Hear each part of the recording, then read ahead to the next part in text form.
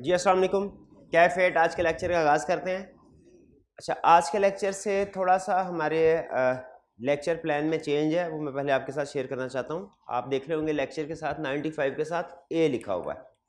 ठीक है, आज से अगला तकरीबन 7 दिन जो है हमारे 6 से 7 दिन, वो हमारे लेक्चर्स 2 पार्ट्स में डिवाइडेड होंगे। एक 95 जैसे ए और एक 95 पार्ट बी। इस तरह 96 पार्ट ए, 96 पार्ट बी। इन दोनों की जो कलेक्टिव ड्यूरेशन होगी वो तकरीबन 1.5 घंटा के लगभग होगी, थोड़ा बहुत ऊपर नीचे हो सकता है। तकरीबन 1.5 घंटा के लगभग ही कंबाइंड दोनों लेक्चर्स की, यानी एक दिन में ये नहीं है कि आपका लेक्चर डबल हो गया। थोड़ा सा एक्सटेंट ज़्यादा ज़रूर हुई है, लेकिन 2 हिस्सों में डिवाइड कर रहे हैं। इसकी रीज़न क्या है कि चैप्टर 20 के बाद अब हमारा जो रिमेनिंग सिलेबस रह गया है वो 2 हिस्सों में हम उसे डिवाइड कर सकते हैं। एक छोटे छोटे चैप्टर्स हैं 3-4 जो कि रिप्रोडक्शन वाले हैं, ठीक है, उसमें रिप्रोडक्शन के कंसेप्ट्स है। आई कैप नॉर्मली केस स्टडी नहीं पूछता। और दूसरा एक चैप्टर 12 इंटरनल कंट्रोल्स वाला, जिनमें ICAP case study based question पूछता है। ठीक है, यानी एक हिस्सा हो गया हमारा, एक चैप्टर है बड़ा चैप्टर जो केस स्टडी बेस्ड है, और एक है छोटे छोटे चैप्टर्स जो कि रिप्रोडक्शन वाले हैं। वो कौन कौन से हैं? वो चैप्टर 21 है, चैप्टर 22 है, फिर बराए नाम चैप्टर 23 है, और एक छोटा सा चैप्टर 24। ये सारे एक एक 2-2 लेक्चर्स में कवर होने वाले चैप्टर। फिर एक आईटी वाला चैप्टर्स है जिसमें 3 लेक्चर्स लगेंगे। ठीक है, लेकिन उसमें भी ज़्यादातर वो रिप्रोडक्शन वाले क्वेश्चन ही होते हैं, या केस स्टडी भी बहुत सिंपल है। यानी ये वो टॉपिक है जिनमें केस स्टडी पूछता ही नहीं, या बराए नाम वो पूछता है। जो चैप्टर 12 है ये हमारा केस स्टडी बेस्ड चैप्टर है, जिसमें वो केस स्टडी अक्सर केस स्टडी बेस्ड ही क्वेश्चन पूछता है। तो मैं ये चाह रहा था कि हम केस स्टडी की प्रैक्टिस ज़्यादा करें, यानी वो ये ना हो कि एंड पे होने की वजह से जो केस स्टडी वाला चैप्टर है उसकी केस स्टडी कम हो जाए। हमने इतनी प्रैक्टिस किया जहाँ पे, तो हमें एक चैप्टर भी ऐसा नहीं छोड़ना चाहिए जिसमें सफिशिएंट प्रैक्टिस ना हुई हो। तो आइडिया ये है कि हर लेक्चर को हम 2 हिस्सों में डिवाइड करेंगे, एक रूटीन के मुताबिक चलता रहेगा, जैसे रूटीन की तरतीब थी। जो हमारा ए वाला पार्ट है ना, वो रूटीन के मुताबिक चलता रहेगा। जो बी वाला पार्ट है वो बेसिकली हम इंटरनल कंट्रोल वाले चैप्टर को कवर कर रहे होंगे, और इसमें हमारा फोकस होगा केस स्टडीज़ के ऊपर, ताकि हम ज़्यादा बजाय ये कि हम 3 दिन केस स्टडीज़ की प्रैक्टिस करें उसकी, उससे अच्छा है हम 6 या 7 दिन उस चैप्टर की केस स्टडी की प्रैक्टिस करें। तो बेसिक आइडिया ये है। इसमें अब ये मेरी असेसमेंट होगी, यानी जब मैं लेक्चर प्लान कर रहा हूँ ना, तो ये मेरी जिम्मेदारी है कि मैंने लेक्चर को इस तरीके से प्लान करना है कि किसी एक दिन में आप ओवरबर्डन ना हो। यानी आपको ये ना लगे कि आज 2 लेक्चर के बराबर लेक्चर हो गए, ऐसा नहीं होगा। एक लेक्चर रेगुलर लेक्चर से थोड़ा सा ज़्यादा ज़रूर होगा, 20 to 25%। ठीक है, इससे ज़्यादा कंसेप्ट्स नहीं होंगे। रिप्रोडक्शन वाले क्वेश्चन वैसे ही आपको पता है जो रटे वाले होते हैं वो सिंपल होते हैं, वो आपने पढ़ने समझने हैं और फिर उसके बाद याद करने हैं, उसमें ज़्यादा प्रैक्टिस भी नहीं होती। आप देखेंगे इसमें जो अब हमारे 95A वाले हैं उनमें ज़्यादा आपको होम असाइनमेंट भी नज़र नहीं आएगी। ठीक है, इक्का दुक्का क्वेश्चन होंगे, और अगर आप वो क्वेश्चन सिर्फ रीडिंग से भी कर लें तो भी काम चल जाता है। लेकिन फिर भी मेरी सजेशन यही है, टाइम हो तो आपने उसको रिटन फॉर्म में ज़रूर करना है। हाँ, जो चैप्टर 12 वाले क्वेश्चंस होंगे वो ज़रूरी है कि वो रिटन फॉर्म में करने हैं, क्योंकि वो ज़्यादातर केस स्टडी बेस्ड होंगे। क्लियर? तो इस डिस्कशन से हम किस नतीजे पे पहुंचे कि अब से आइंदा हमारा लेक्चर 2 हिस्सों में डिवाइडेड होगा। हर लेक्चर के 2 पार्ट्स होंगे, एक पार्ट ए और एक पार्ट बी।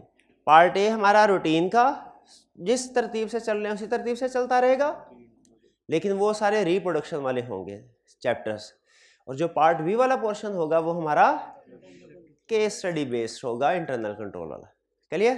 अच्छा, आप लोगों को तो एक दिन में ये 2 टॉपिक इसका मतलब कवर करने पड़ेंगे, लेकिन जो हमारे ऑनलाइन वाले स्टूडेंट्स हैं इनको इससे कोई फ़र्क नहीं पड़ेगा। फ़र्क इसलिए नहीं पड़ेगा कि उनका जो 95A वाला टॉपिक है, लेक्चर है, वो अलहदा वाले सेक्शन में चला जाएगा, और जो 95B वाला है वो अलहदा वाले सेक्शन में चला जाएगा। तो वो रूटीन में जैसे जैसे चैप्टर्स को कंप्लीट कर रहे हैं उसी तरीके से चलते जाएंगे। हाँ, अगर वो भी इसी तरह चलना चाहें कि 95A के साथ 95B हालांकि दूसरे चैप्टर से रिलेट करता है लेकिन, तो वो भी कर सकते हैं ऐसे, ठीक है। लेकिन अगर वो रूटीन से पहले पूरा एक चैप्टर कंप्लीट करके फिर इसके बाद एंड में इंटरनल कंट्रोल पे जाना चाहते हैं तो वो भी कर सकते हैं, ठीक है। यानी ऑनलाइन वाले स्टूडेंट्स वो इस जो चेंज इन प्लानिंग है इससे अफेक्टेड नहीं है, ठीक है। आपको थोड़ा सा ये फ़र्क पड़ा है कि अब कुछ जल्दी आना, हाँ कभी चाय का इंतज़ाम भी कर देंगे, हाँ ये भी फ़र्क है, बिल्कुल ठीक है। आज असल में पूरी तौर पर इंतज़ाम करना थोड़ा मुश्किल होता, कल का कर लेते हैं, कल का कर लेते हैं, बिल्कुल ठीक। अच्छा आप सुन लें, कल हमने टॉपिक पढ़ा था सब्सीक्वेंट इवेंट का। आगे चलने से पहले सब्सीक्वेंट इवेंट, आज ज़्यादा हम सब्सीक्वेंट इवेंट की डिस्कशन ही है, बाकी दोनों ही से इवन जो चैप्टर 12 हम स्टार्ट करेंगे ना केस स्टडी वाला, उसमें भी आज के कंसेप्ट्स सिंपल ही हैं, रिप्रोडक्शन वाले ही हैं, यानी उसकी बेस डेवलप होगी ना। आज पहले दिन ही केस स्टडी पे छलांग थोड़ी लगा देनी है। तो आज आपका कोई बहुत ज़्यादा लेक्चर में टेक्निकल कंसेप्ट्स डिस्कस नहीं होंगे। हाँ, सब्सीक्वेंट इवेंट अहम है, तो मैं ये चाहता हूँ सब्सीक्वेंट इवेंट में अगर आपको थोड़ी सी भी कोई कन्फ्यूजन है, कोई चीज़ समझ नहीं आई, एक लफ्ज़ भी ऐसा है वो पूछ लीजिए। शाबाश, हाइब्रिड के स्टूडेंट्स ने अच्छे सवाल पूछे हैं, आज 3-4 क्वेश्चन पूछे, मैंने नोट भी किए हैं। तो मैं चाह रहा हूँ कि आप भी क्वेश्चन पूछ लें ताकि अगर वही क्वेश्चन है जो उन्होंने पूछा है तो मैं उसको आंसर कर दूँ। जी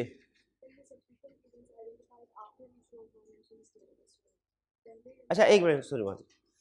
एक स्टूडेंट ने क्वेश्चन पूछा, सर काउंटिंग में शायद हमने ये पढ़ा है कि सब्सीक्वेंट इवेंट हम तब तक होंगे जब तक बोर्ड ऑफ डायरेक्टर्स अप्रूव ना कर दे फाइनेंशियल स्टेटमेंट। अच्छा, वहाँ पे आप कंप्लीट पढ़े, लिखा होगा बोर्ड ऑफ डायरेक्टर्स अप्रूव करेंगे financial statement for issuance. For issue का लफ्ज़ ज़रूर आपने साथ में ऐड करना है। एक बोर्ड ऑफ लिखा हुआ था, हाँ, एक बोर्ड ऑफ डायरेक्टर्स की अप्रूवल होती है ऑडिटर को देने के लिए। ये काउंटिंग में जो लिखा हुआ है ना, ये वो अप्रूवल नहीं है जो ऑडिटर्स को देते हैं। आपको पता है हमने पढ़ा था कि फाइनेंशियल में रिवाइज भी होंगी, पहले बोर्ड ऑफ डायरेक्टर्स अप्रूव करेंगे फिर ऑडिटर रिपोर्ट साइन करेगा। जो board of directors financial statement approve करते हैं डायरेक्टर्स को ऑडिटर को देने के लिए ना, वो रिपोर्ट से पहले अप्रूवल होती है। और जो डायरेक्टर्स की अप्रूवल होती है for issue of financial statements, वो रिपोर्ट के बाद है। हमारा जो पॉइंट सी है ना, पॉइंट सी, वो बोर्ड ऑफ डायरेक्टर्स की वो अप्रूवल है जो फॉर इशू है। और ये बेसिकली अगर आपने कंपनी लॉ पढ़ा है तो लिंक कर दूं, ये इशू ऑफ फाइनेंशियल स्टेटमेंट्स की डेट वही है नोटिस ऑफ एजीएम की जो डेट है। यानी जिस दिन एजीएम का नोटिस इशू होता है ना, इशू होता है, एजीएम कंडक्ट होती है उस दिन नहीं, वो तो बाद की बात है, किस दिन जिस दिन इशू होता है वही इशू ऑफ फाइनेंशियल स्टेटमेंट्स की डेट है। उसी दिन वेबसाइट पे भी, स्टॉक एक्सचेंज में भी फाइनेंशियल स्टेटमेंट भिजवाई जाती है। ठीक है जी। अच्छा, ये मैंने कुछ स्टूडेंट ने क्वेश्चन पूछा था, मैं मैसेज क्लियर कर दिया। अब आगे चलिए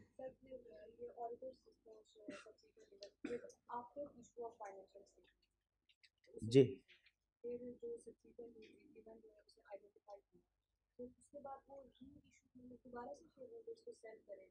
हाँ जी, इनका क्वेश्चन ये है, पहला क्वेश्चन कि अगर फाइनेंशियल स्टेटमेंट्स रूटीन में प्रिपेयर होके इशू कर दी गई रूटीन में, ठीक है, फाइनेंशियल स्टेटमेंट इशू होने के बाद अगर कोई सब्सीक्वेंट इवेंट अगर होता है, वो तो हमारी सब्सीक्वेंट इवेंट की डेफिनेशन में शामिल नहीं है। अरे बात बिल्कुल ठीक है, सब्सीक्वेंट इवेंट की डेफिनेशन में शामिल नहीं है, ठीक है। तो फिर वो क्या सिचुएशन होती है कि फाइनेंशियल स्टेटमेंट इशू होने के बाद भी हमें प्रोसीजर परफॉर्म करना पड़ते हैं, हमारी रिस्पॉन्सिबिलिटी राइज होती है, वो कौन सी सिचुएशन है? वो सिचुएशन है जब अकर पहले हो चुका हो, आइडेंटिफाई बाद में हो, फिर हमारी रिस्पॉन्सिबिलिटी होगी। अच्छा, और इसमें फिर हमने क्या करना है? इसमें अगला क्वेश्चन कि फाइनेंशियल स्टेटमेंट्स को री इशू करना क्यों जरूरी है? ऑडिटर भागा भागा मैनेजमेंट के पास जाता है, कहता है क्या करेंगे, मैनेजमेंट या तो एग्री करती है या नहीं करती। पहली कोशिश होती है कि एग्री कर जाए और फाइनेंशियल स्टेटमेंट री इशू जाए। क्यों फाइनेंशियल स्टेटमेंट री इशू की जाती है? क्योंकि जो ओल्ड फाइनेंशियल स्टेटमेंट्स हैं वो गलत हैं और यूजर्स उन गलत फाइनेंशियल स्टेटमेंट्स पे गलत डिसीजन ना ले लें, इस वजह से फाइनेंशियल स्टेटमेंट को री इशू करना जरूरी होता है। इसीलिए हमारी कोशिश होती है कि उसको री इशू करें। दोबारा से सारा नहीं, असल में प्रैक्टिकली आपको शायद लग रहा होगा कि सारी फाइनेंस दोबारा बन रही है, बाकी सारी चीज़ें वही होती है, सिर्फ हम उसको चेंज कर देते हैं। जैसे कभी काउंटिंग का क्वेश्चन कर रहे हैं, उसमें 10 एडजस्टमेंट है, एक एडजस्टमेंट आपकी गलत हो जाए एग्जाम में, आप क्या करते हैं, सारा क्वेश्चन क्रॉस करके दोबारा करते हैं, उसी को कटिंग शटिंग कर आके दोबारा, उसमें ज़्यादा टाइम नहीं लगता। तो पुराना ड्राफ्ट पड़ा होता है फाइनेंशियल, उसमें जो चेंज करना होता है एड लेस मैनेजमेंट उसको चेंज करती है, वो शॉर्ट फॉर्म में पड़ा होता है, फाइनेंशियल स्टेटमेंट रीइशू हो जाती है। क्लियर जी? और कोई क्वेश्चन जी? फाइनेंशियल स्टेटमेंट से पहले इवेंट अक्सर हुआ है, लेकिन आइडेंटिफाई फाइनेंशियल स्टेटमेंट इशू होने के बाद हुआ जी। सर कितना टाइम प्रैक्टिकली कितने टाइम तक? हाँ शाबाश, ये अच्छा सवाल है इनका सर आपने कहा अगर पहले हो चुका हो, आइडेंटिफाई बाद में हो, हम फाइनेंशियल इशू रीइशू की तरफ जाते हैं, कितने को अरसे बाद तक ये ऐसे हो सकता है? इसका प्रैक्टिकली इसका आंसर है नेक्स्ट ईयर की फाइनेंशियल स्टेटमेंट्स बनने से पहले ऑडिटर के लिए वर्ड यूज करते हैं, इंग्लिश का मुश्किल सा वर्ड है, कहता है इमिनेंट, IINENT। इमिनेंट का मतलब होता है करीबी। कहता है जब अगले साल की फाइनेंशियल स्टेटमेंट इशू होने के करीब होना, फिर आपने री इशू की तरफ, अब गौर से सुनेगा, टेक्निकल डिस्कशन हो रही है, सीफा आपका क्वेश्चन पूछ लिया आपने।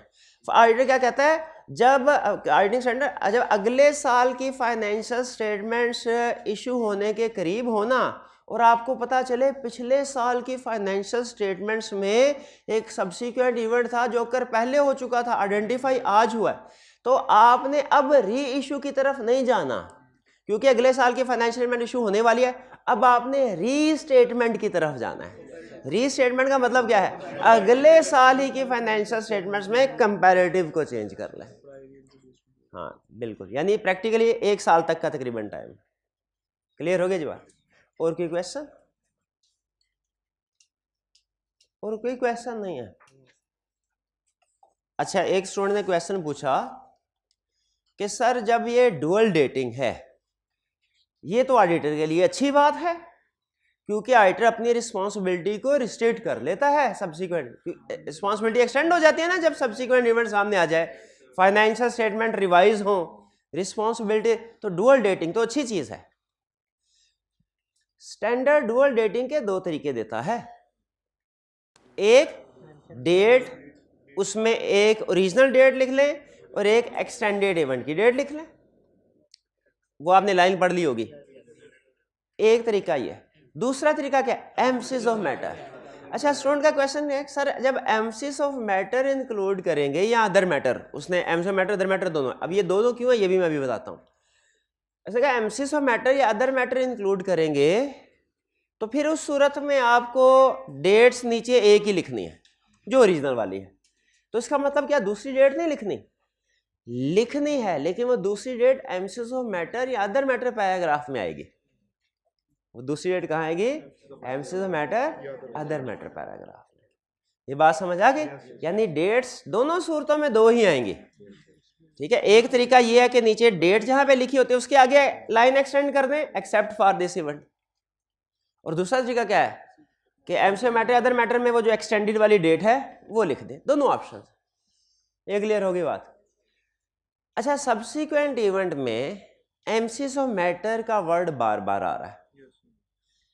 एम्फसिस ऑफ मैटर किन केसेस में हम दे रहे हैं सब्सिक्वेंट इवेंट में? स्टूडेंट ने ये क्वेश्चन पूछा।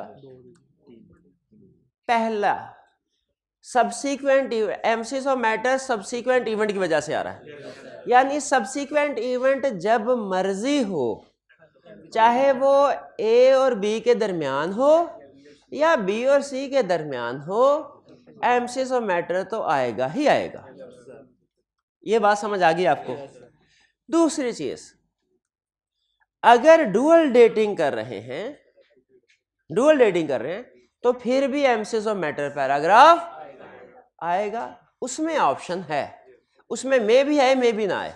अगर आपने नीचे डेट लिख दी नहीं आएगा, अगर आपने अदर मैटर में भी लिख सकते हैं इसको, और मेरा जाती ख्याल ये है अदर मैटर ज्यादा बेहतर ऑप्शन है डुअल डेटिंग के लिए, क्योंकि ऑडिटर की रिस्पॉन्सिबिलिटीज अदर मैटर्स से रिलेट कर रही होती हैं, एम्फसिस ऑफ मैटर से नहीं। लेकिन स्टैंडर्ड ने इजाजत दी है कि चूंकि सारा असल में वकूआ इंटर रिलेटेड है, सब डुअल डेटिंग इंटर रिलेटेड है सब्सिक्वेंट इवेंट के साथ, तो इसीलिए आप उसे एक ही जगह अगर सब्सिक्वेंट इवेंट में भी लिखना चाहें लिख सकते हैं, लेकिन अदर मैटर पैराग्राफ भी दे सकते हैं, इसलिए उसने दोनों ऑप्शन दे दिया। क्लियर? तो एक एमसीज मैटर पैराग्राफ आ रहा है सब्सिक्वेंट इवेंट, ये तो कंफर्म आएगा ही आएगा।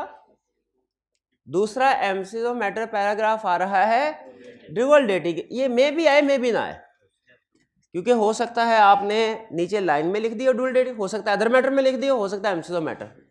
स्टैंडर्ड ने सारी ऑप्शन दी है ना, बेसिकली तो 2 नहीं 3 ऑप्शन है कि डुअल डेटिंग भी दे सकते हैं, एमसीज मैटर भी, अदर मैटर भी। तीसरा केस जिसमें एमसीज मैटर आ सकता है फाइनेंशियल स्टेटमेंट जब री इशू की जाती है, ठीक है। और यह प्रैक्टिकली एक चीज याद रखिएगा कि जब एक से ज्यादा इवेंट्स की वजह से एमसीज मैटर आ रहे हों तो आपको अलग-अलग पैराग्राफ लिखने की जरूरत नहीं, एक ही दफा हेडिंग दे एमसीज मैटर पैराग्राफ की, और जिस तरह की एडेड मैटर होता था ना, एक दफा हेडिंग दे के जितने भी की एडेड मैटर्स है वो एक एक करके डिस्क्राइब कर दिए, उसी तरह यहाँ भी कर सकते हैं। एक दफा एमसीज मैटर पैराग्राफ की हेडिंग दे के उसके आगे 2-3 जितने भी इश्यूज हैं सबको कवर कर सकते। तो ये बात समझ आ गई आपको कि एमसी सब्सिक्वेंट इवेंट की वजह से कंफर्म एमसीज मैटर आएगा ही आएगा, फिर इसके अलावा डुअल डेटिंग की वजह से भी आ सकता है, और अगर फाइनेंशियल स्टेटमेंट रीइश्यू की है तो भी आएगा। क्लियर? और की क्वेश्चन पूछना चाहते हैं तो पूछ लें जी। ये जो बी से सी के दरमियान ऑर्डर शैल कैरी आउट और the procedures on amendment, sir ये सब्सिक्वेंट इवेंट एडजस्टिंग हो या नॉन एडजस्टिंग हो, इसके जो प्रोसीजर आपने कहा था एक दो लिख सकते हैं, तो जी बिल्कुल, सेम ही होंगे एडजस्टिंग नॉन एडजस्टिंग? जी बिल्कुल बिल्कुल। क्वेश्चन में जब कभी आपको कोई सब्सिक्वेंट इवेंट स्पेसिफिक दे दे, जैसे वो लिस्ट में से कोई भी हो सकता है जो हमने स्टार्ट में पढ़ा, लर्निंग ऑब्जेक्टिव क्या था 6 था शायद, हाँ, टेबल फॉर्म में कोई भी दे सकता है उनमें से, तो आपने जहाँ पे अपने रूटीन के प्रोसीजर बताने हैं ना कि मैनेजमेंट से कम्युनिकेट करेंगे, रिक्वेस्ट करेंगे, वहाँ पे उस इवेंट को वेरीफाई करने के लिए स्पेसिफिक सब्सटेंटिव प्रोसीजर भी बताने हैं, और ये प्रोसीजर वही होंगे जो 1 पेजर या चैप्टर 10 वाले हैं, बिल्कुल वही होंगे, कोई फर्क नहीं है। उनको वेरीफाई करना है, वही ट्रांजैक्शन जो वहाँ पे चेक कर सकता है वो यहाँ पे भी। देखिए ट्रांजैक्शन तो वही है ना, खुद सोचें, फर्क सिर्फ ये पड़ रहा है कि हमारे साल के दौरान में अकर हुई है या साल के बाद। ट्रांजैक्शन तो वही है, वो फायर की हो, वो डिस्पोजल की हो, वो बैंकरप्सी की हो, तो प्रोसीजर वही है। क्लियर? ठीक है।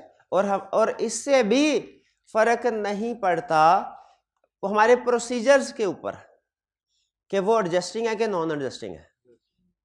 ठीक है, एनआरवी के प्रोसीजर्स खुद सोचे जरा, एडजस्टिंग है तो क्या इवेंट है तो कोई और होंगे, और नॉन एडजस्टिंग तो वो तो फाइनेंशियल स्टेटमेंट पे इंपैक्ट है। एडजस्टिंग नॉन एडजस्टिंग का फर्क किसके ऊपर है?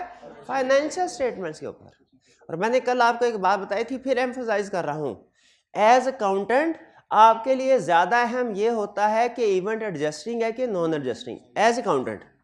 लेकिन एज ऑडिटर आपके लिए ज्यादा अहम ये होता है कि इवेंट ए और बी के दरमियान में है, बी और सी के सी के बाद, क्योंकि हमारी रिस्पॉन्सिबिलिटी उस पर डिपेंड कर रही होती है।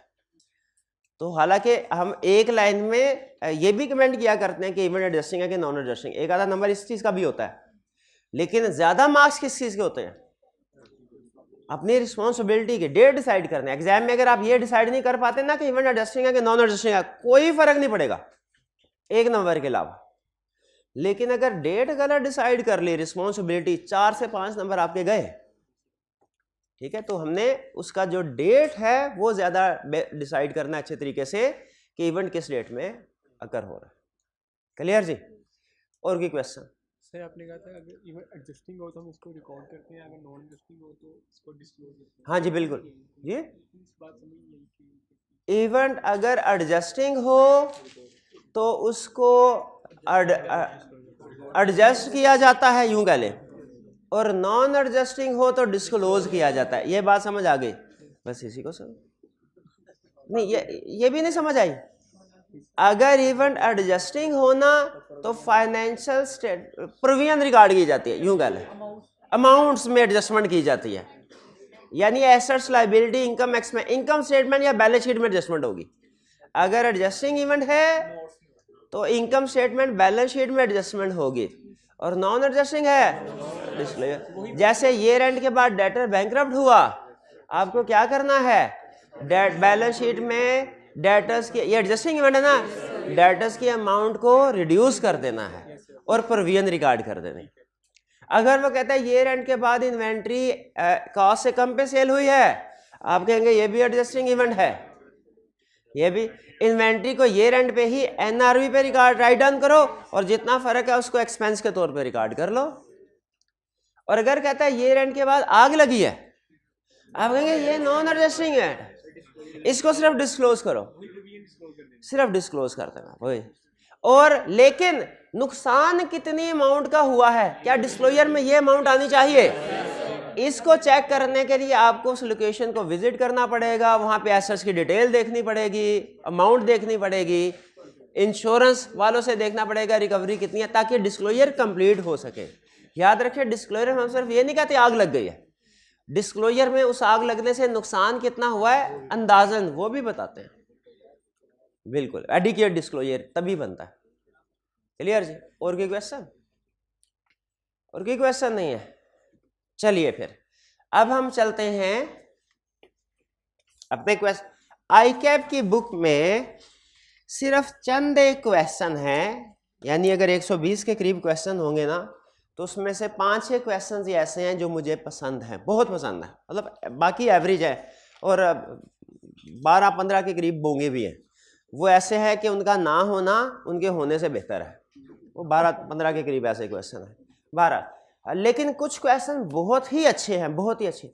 ये उन क्वेश्चन में से एक है, बहुत अच्छा क्वेश्चन है, खास तौर पे सब्सिक्वेंट इवेंट पूरे का पूरा खोल के आपके सामने रख देगा। आपने जब कभी रिवीजन करनी है ना, इस क्वेश्चन को जरूर अटेम्प्ट करना, ठीक है, इस क्वेश्चन को जरूर। सबसे पहले रिक्वायरमेंट। अच्छा, डिस्कशन के दौरान बाज़ औक़ात ऐसे होता है कि सोल्यूशन में कोई फ़र्क आ जाता है, अगर तो वो कोई एडिशनल पॉइंट है ना, तो आप उसको पिक करके लिख लिया करें।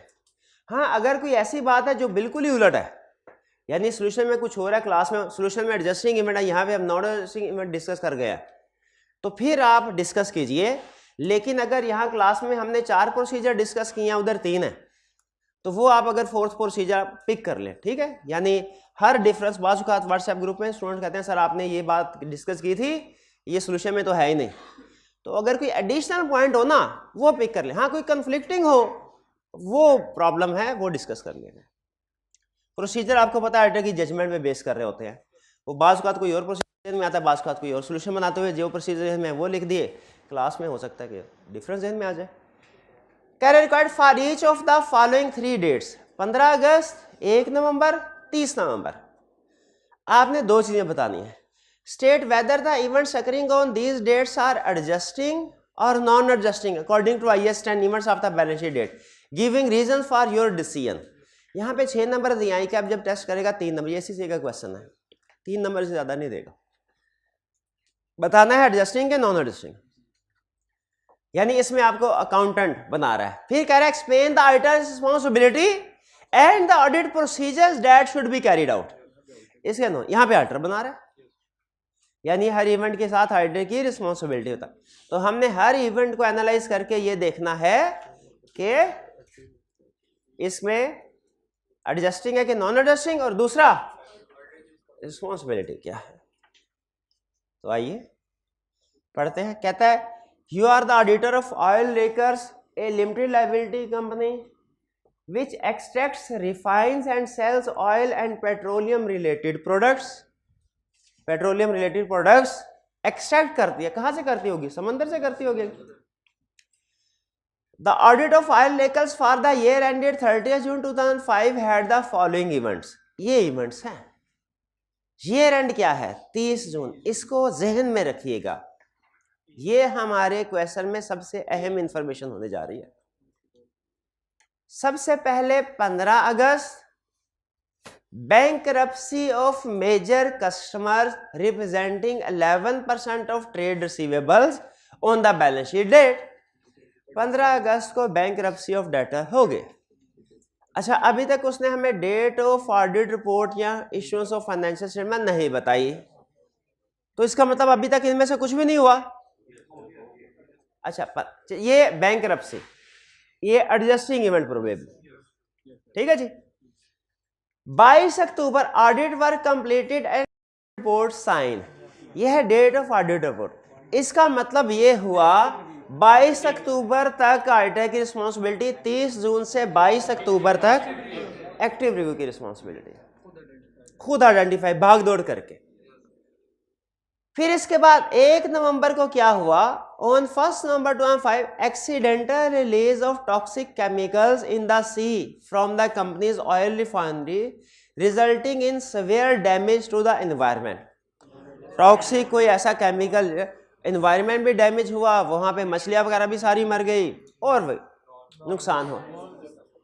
ये probably non adjust bankruptcy of debtor adjusting event, समझ आती है? ये कौन सा इवेंट है भाई? ये तो ऑडिट रिपोर्ट के बाद अगर हुआ है, मेरा तो ख्याल है ये सब्सिक्वेंट इवेंट है ही नहीं है। हाँ, वो फाइनेंशियल स्टेटमेंट इशू होने तक सब्सिक्वेंट इवेंट है। तो जहन में रखिएगा, ये बैंकरप्सी ऑफ डेटर भी सब्सिक्वेंट इवेंट है और 1 नवंबर वाला ये भी सब है, दोनों सब्सिक्वेंट इवेंट। फर्क क्या है? बैंकरप्सी एडजस्टिंग इवेंट है, ये नॉन एडजस्टिंग इवेंट है। यहां तक क्लियर जी? आगे चलते हैं। 23 नवंबर को क्या हुआ फिर? Financial statement issue to members of oil rakers, यानी एजीएम के नोटिस के साथ फाइनेंशियल स्टेटमेंट इशू होती। याद रखें, जब फाइनेंशियल स्टेटमेंट इशू होती है ना, तो एजीएम के नोटिस के साथ इशू, इसका मतलब इसके बाद एजीएम होनी है। आपको याद है, हमने ये भी पढ़ा हुआ है कि जब मैनेजमेंट ना माने तो हमारे पास एक कोर्स ऑफ एक्शन ये भी होता है एजीएम में, टू स्पीक एजीएम। इसी वजह से होता है कि अभी एजीएम होनी है बात। और फिर 30 नवंबर को fire at one of the company's oil wells completely destroys the well, drilling a new well will take 10 months within a consequent loss in oil production during this. ये सब्सिक्वेंट इवेंट ही नहीं। अच्छा, subsequent event ही नहीं है तो फिर इसका मतलब हमें एडजस्टिंग और नॉन एडजस्टिंग सोचने की जरूरत ही नहीं, क्योंकि पहले कोई सब्सिक्वेंट इवेंट बनेगा तो फिर एडजस्टिंग और नॉन एडजस्टिंग के बारे में सोचेंगे ना।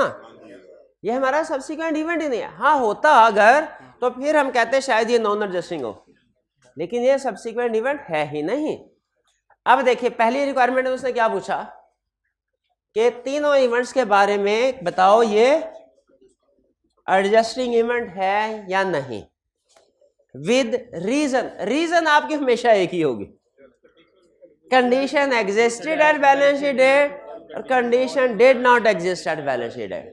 एडजस्टिंग या नॉन एडजस्टिंग इवेंट की कोई भी रीजन पूछे, रीजन आपके पास हमेशा एक होगी, क्या? Condition existed at balance sheet date, not existed. तो बैंकरप्सी ऑफ 15 अगस्त एडजस्टिंग या नॉन एडजस्टिंग? एडजस्ट कैसे पता चला आपको? आपको पता चले, ये तो एग्जामिनर को बताया ना आपने टेक्निकली, मुझे बताइए आपको कैसे पता चला? क्योंकि वो लिस्ट में मौजूद है। और देखने कहीं लिस्ट में ऐसा तो नहीं कह रहा कि ये एंड के बाद इसकी फैक्ट्री तबाह हुई थी, दहशतगर्दों ने हमला किया था, वर्ल्ड ट्रेड सेंटर में इसका ऑफिस था, जहाज लगा तो ऑफिस आ। अगर इस तरह के इवेंट्स हैं तो फिर ये बैंकरप्सी ऑफ डेटर भी नॉन एडजस्टिंग बन सकता है, लेकिन उसको कुछ नहीं बता रहा। इसका मतलब है नॉर्मल सिचुएशन है। तो नॉर्मल सिचुएशन में बैंकरप्सी ऑफ डेटर क्या है? आगे रीजन लिखें, because condition existed at balance sheet date. फिर 1 नवंबर वाला नॉन एडजस्टिंग इवेंट, क्यों? Because condition did not exist at balance sheet date. और अहम 30 नवंबर वाला, this is not a subsequent event because it occurred. अच्छा, ध्यान से एक दफा फिर पढ़ लें, कहीं ऐसा तो नहीं अक्कर पहले हुआ हो, आइडेंटिफाई 30 नवंबर को हुआ हो। Fire at one of well completely destroy the well, drilling new well will take. हाँ, ये अक्कर ही बाद में। तो हम क्या लिखेंगे? This is not a subsequent because it occurred after issue of finance. Occurred के ऊपर खास तौर पे उसको अंडरलाइन कर लेना, ये अक्कर ही बाद में हुआ है। भाई ये तीनों इवेंट्स क्लियर? जी जी।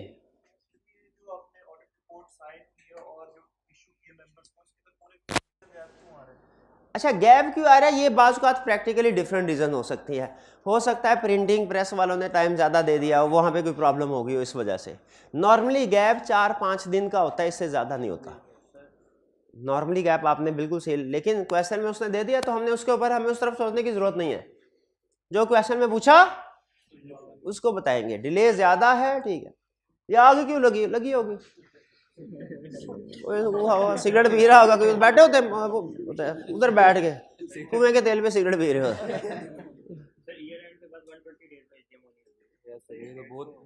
ईयर एंड के बाद 120 एक्सटेंशन ले ली होगी उसने, एक्सटेंशन ले ली होगी। हाँ जी चले, क्वेश्चन समझ आ गया कि नहीं क्या कर आगे चलते हैं। नहीं, ये लॉ की केस स्टडी नहीं है, हाँ डेज को काउंट ना करें, लॉ की केस स्टडी नहीं है, ये सिंपल। अच्छा इसके बाद कह रहा है explain auditor responsibility and audit procedures that should be carried out. तो पहले हम इवेंट के बारे में, हर एक के बारे में बताना है। 15 अगस्त के इवेंट के बारे में पहले बताइए कि रिस्पॉन्सिबिलिटी क्या है, एक्ट, और प्रोसीजर्स कौन से होंगे, बैंकरप्सी और डेटर वाले, वो 1 पेजर या चैप्टर 10 जो भी आपने कवर किया। क्लियर? उसमें था ये बैंकरप्सी नया तो चलिए वो। सेकंड 1 नवंबर, इसमें ऑडिटर की रिस्पॉन्सिबिलिटी क्या है, पैसिव रिव्यू। और प्रोसीजर क्या होंगे, टॉक्सिक केमिकल रिलीज हो गया, नहीं नहीं नहीं नहीं नहीं, ये प्रोसीजर्स पहले स्पेसिफिक इवेंट को डिस्कस करें, फिर उसके बाद वो आएंगे मैनेजमेंट को कम्युनिकेट करना है, अमेंड किया है नहीं किया, वो तो उसके बाद वाली बात है ना। वो तो मुझे पूरा यकीन है आप लिख देंगे। मैं ये जानना चाह रहा हूं पहले इस इवेंट के क्या इस इवेंट के स्पेसिफिक प्रोसीजर लिखने चाहिए।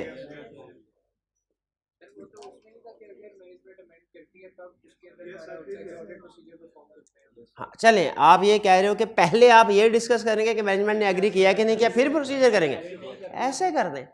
आपने मैनेजमेंट से ये इवेंट सामने आया, आपके प्रोसीजर क्या होंगे, discuss with management how to deal with this issue, फिर if management amends financial statement auditor shall perform specific procedure. अब बताएं, फिर यहाँ पे बताएंगे ना, इसके साथ बताएं फिर, नहीं आपने बताना, फिजिकली इंस्पेक्ट करेंगे समंदर में। ओशन गेट वालों ने अब नॉर्मल लॉस रिकॉर्ड किया अपना, आपने कहा मैं फिजिकली इंस्पेक्ट किया, उन्होंने कहा हम ये इसी का इंतजार कर रहे थे, आजा लेके चले। समंदर की तह में फिजिकल इंस्पेक्शन था ना, पहले टाइटैनिक पे हो गया।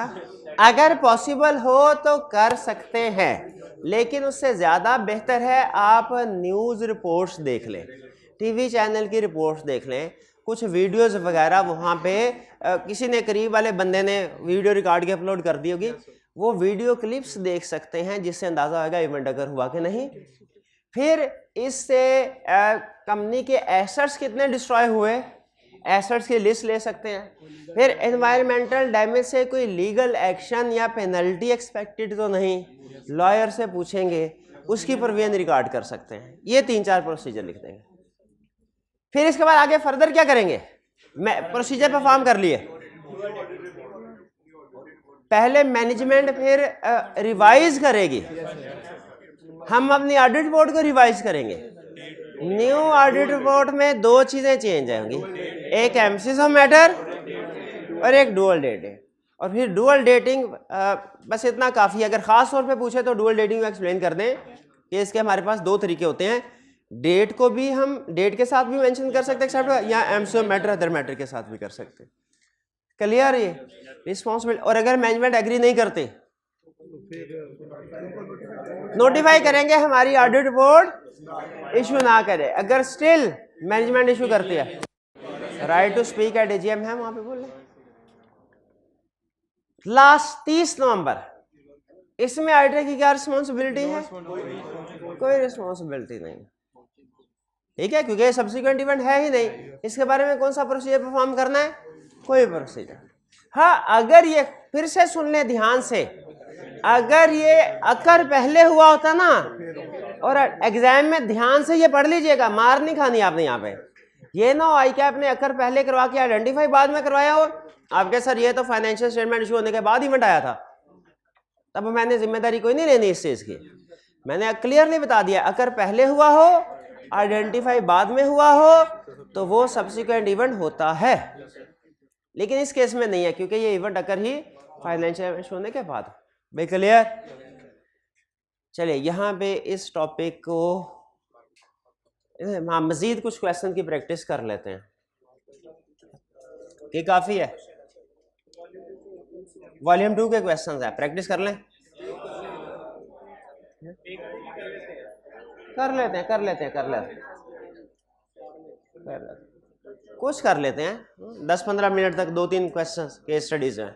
अच्छा एक स्टूडेंट ने बेसिक क्वेश्चन पूछ लिया, कहा सर ये जो आप सब्सिक्वेंट इवेंट में पढ़ा रहे हैं सारा कुछ, ये सारी ट्रांजैक्शन तो साल खत्म होने के बाद हुई हैं, हम तो उस साल का ऑडिट ही नहीं कर रहे जिस साल ये ट्रांजैक्शन हुई हैं, तो इसको हम फाइनेंशियल स्टेटमेंट्स में इंक्लूड क्यों कर रहे हैं? हम 2022 ईयर एंड में सिर्फ 2022 की ट्रांजैक्शन रिकॉर्ड नहीं करते, नॉर्मल यही करते हैं, लेकिन सब्सिक्वेंट इवेंट का कंसेप्ट यही है कि कुछ ट्रांजैक्शन ऐसी हैं जो ईयर एंड के बाद अकर होंगी लेकिन यूजर्स को बता देना अहम है। सब्सिक्वेंट मैं क्लियर? ये सब्सिक्वेंट इवेंट को टिक कर ले, ये अहम है एग्जाम पॉइंट ऑफ व्यू से, इसको जरूर आपने करके जाना अच्छे तरीके से। Next, discuss whether it would be necessary to obtain management representation in respect of above matter.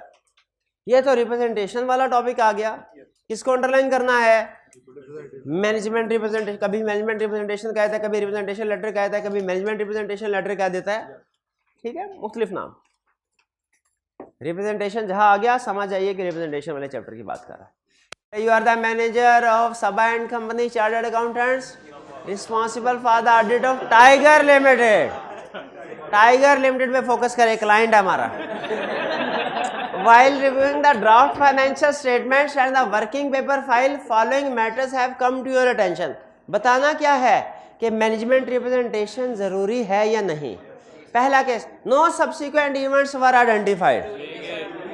जरूर है, नो सब्सिक्वेंट इवेंट हमने रिक्वायर करता है, रिप्रेजेंटेशन एप्रोप्रिएट है, सब्सिक्वेंट इवेंट क्लाइंट कह रहा हो चाहे सर कोई सब्सिक्वेंट इवेंट नहीं है, हमने भी प्रोसीजर परफॉर्म कर लिए, कोई सब्सिक्वेंट इवेंट नहीं है, रिटर्न फॉर्म में लिखवा लेना है। Clear? Second, during the stock count certain item were physically present but not appearing in stock sheet provided by TL. The management informed you that these items were sold but were not dispatched upon customer's request। कि ये item cell हो चुकी हैं लेकिन customer को अभी dispatch नहीं की। बताइए क्या आप इसमें ये सिचुएशन रिक्वायर्ड है? रिक्वायर्ड वाली लिस्ट में नहीं है। क्या इसमें कोई judgment, estimates, future plan, course of action है? नहीं, तो इसमें रिप्रेजेंटेशन लेने की क्या जरूरत है? आप सीधा कस्टमर का सेल्स ऑर्डर चेक करें, पता चले ऑर्डर दिया कि नहीं, कंफर्मेशन लेटर उसको सेंड करें, जवाब आ जाए तो पता चल गया। और ये भी देखें ईयर एंड के बाद इसने उठा लिए कि नहीं। आपको याद है एक मिलती जुलती केस स्टडी थी जिसमें उसने कहा था 52 मिलियन का था शायद, स्टॉक बढ़ा था, 20 दिन गुजर गए ईयर एंड के बाद 2 बिलियन का उठाया, 50 का उठाया नहीं। तो हम इन प्रोसीजर से इसको, यहाँ पे उसने पूछा नहीं है कि वेरिफिकेशन के प्रोसीजर क्या होंगे, यहाँ पे कमेंट सिर्फ एक ही करना है, रिप्रेजेंटेशन एप्रोप्रिएट है कि नहीं, प्रोसीजर नहीं बताने। लेकिन प्रोसीजर एडिशनली आपको बता रहा हूं कि अगर इस तरह की केस स्टडी कोई किसी और टॉपिक में दे के आपसे कहता है प्रोसीजर बताओ, तो आपको पता होना चाहिए कि इसमें ये सेल जेन्युइन है कि नहीं, ये स्टॉक किसके रिकॉर्ड में आना चाहिए। हमें कैसे पता चलेगा? हम सेल्स ऑर्डर को इंस्पेक्ट कर लेंगे, हम कंफर्मेशन लेटर उस कस्टमर को सेंड करेंगे, हम सब्सिक्वेंट ईयर एंड के बाद देखेंगे subsequent to the year dispatch हुआ कि नहीं। तो इसमें रिप्रेजेंटेशन क्या एप्रोप्रिएट है? Representation not appropriate because not required by us, no judgment estimates involve and other evidence is expected to exist. Done जी। Third, TL has a policy for making full provision against receivable when they became overdue for 360 days or more. यानी उनकी policy या 360 days से overdue हो जाए, full provision उनकी regard करनी. However, 3 customers were not fully provided for in accordance with the TL's policy. 3 customer इसके मुताबिक नहीं किए गए. इसका मतलब पॉलिसी ठीक अप्लाई की गई. अगर वो कहे सारे एसेट्स को रिवैल्यू करते हैं, 3 को रिवैल्यू नहीं किया, लेकिन चाहे कोई रीजन बता दे, फिर भी सेलेक्टिव एप्लीकेशन तो नहीं होती ना पॉलिसीज की. ये काउंटिंग पॉलिसी में आपने पढ़ा होगा कि वो सिमिलर ट्रांजैक्शन में सब पे अप्लाई होनी है. However, 3 customers were not provided for. The management contended that they are rigorously following up these parties and are confident to recover the outstanding balance very soon. बताइए सही मिस स्टेटमेंट है क्या नहीं? वो जैसे वो एक्सपर्ट रिपोर्ट में भी कहते थे हम फॉलो अप कर रहे हैं, एक्सपर्ट को हमने कहा है, वो कह रहा है 6 महीने के अंदर रिपोर्ट फाइनल कर देगा. हमने कहा तो पॉलिसी वायलेशन थोड़ी होगी, या तो फिर सबको कॉस्ट पे लेके चलो, सबको रिवैल्यू करना चाहिए, नहीं कर सकते तो सबको कॉस्ट पे कर लो, सिलेक्टिव रिवैल्यूएशन नहीं करने. तो बताइए क्या रिप्रेजेंटेशन एप्रोप्रिएट है? लेकिन ये तो जजमेंट इन्वॉल्व हो रही है प्रोविजन फॉर फैक्ट. हाँ जी शाबाश, सबसे अहम चीज ये मिस स्टेटमेंट है. इसलिए मिस स्टेटमेंट और स्कोप लिमिटेशन में एप्रोप्रिएट नहीं है. अच्छा, लेकिन एक और चीज, इमटेरियल मिस स्टेटमेंट की रिप्रेजेंटेशन तो ऑब्टेन करते हैं, तो ये क्यों नहीं कर रहे? ये मटेरियल है, कहाँ लिखा हुआ है? ये तो हमारा चैप्टर 4 में पहला केस स्टडी का शायद असूल है, दूसरा तीसरा था कि अगर केस स्टडी में जब तक खुद से इमटेरियल ना कह दे तो वो मटेरियल है, यानी उसे इमटेरियल अज्यूम नहीं करना. बताया था ना कि जब भी फैक्ट नहीं बताएगा हम मटेरियल कहेंगे, if material if pervasive, if immaterial करके नहीं करते. इफ जब तक खुद ना कहे तब तक इमटेरियल नहीं होती आइटम जो एग्जाम में आ जाए. तो पहले में रिप्रेजेंटेशन एप्रोप्रिएट, दूसरे में एप्रोप्रिएट नहीं क्योंकि अदर एविडेंस क्लियरली अवेलेबल है, एस्टिमेट्स वगैरह नहीं है. थर्ड में है तो वो थोड़ा सा एस्टिमेट से रिलेटेड, सिग्निफिकेंट एस्टिमेट होता तो हम कह सकते थे, लेकिन मिस स्टेटमेंट है. शाबाश. Fourth, there was only one litigation pending against a company which has appropriately been disclosed in the financial statement. Litigation से रिलेटेड रिप्रेजेंटेशन रिक्वायर्ड. क्या कोई स्टूडेंट बता सकता है लिटिगेशन के हवाले से वो सेंटेंस क्या होता है जो रिप्रेजेंटेशन देता है मैनेजमेंट? वो सेंटेंस याद है? That we management has disclosed all the litigation that have effect on financial statements. In financial statements के 2 ऑडिटर, चले कोई नहीं पढ़ा हो तो काफ़ी है, ठीक है. तो लेकिन बहरहाल लिटिगेशन के हवाले से रिप्रेजेंटेशन एप्रोप्रिएट है. क्लियर हो गया जी? इस क्वेश्चन में कोई प्रॉब्लम? इस तरह का क्वेश्चन आप हैंडल कर लेंगे आया तो? इसमें याद रखिएगा, एक स्टूडेंट कहने लगा सर क्या जब वो रिप्रेजेंटेशन एप्रोप्रिएट है या नहीं पूछता है, क्या हमने इसके प्रोसीजर बताने होते हैं? क्योंकि इसमें भी कुछ ना कुछ इवेंट तो बता रहा है, इवेंट जरूर कुछ ना कुछ बता रहा है, जैसे यहाँ पे प्रोविजन वाला है, लेकिन रिक्वायरमेंट में उसने प्रोसीजर नहीं पूछे. रिक्वायरमेंट में सिर्फ इतना पूछा है रिप्रेजेंटेशन एप्रोप्रिएट है या नहीं. जी जी.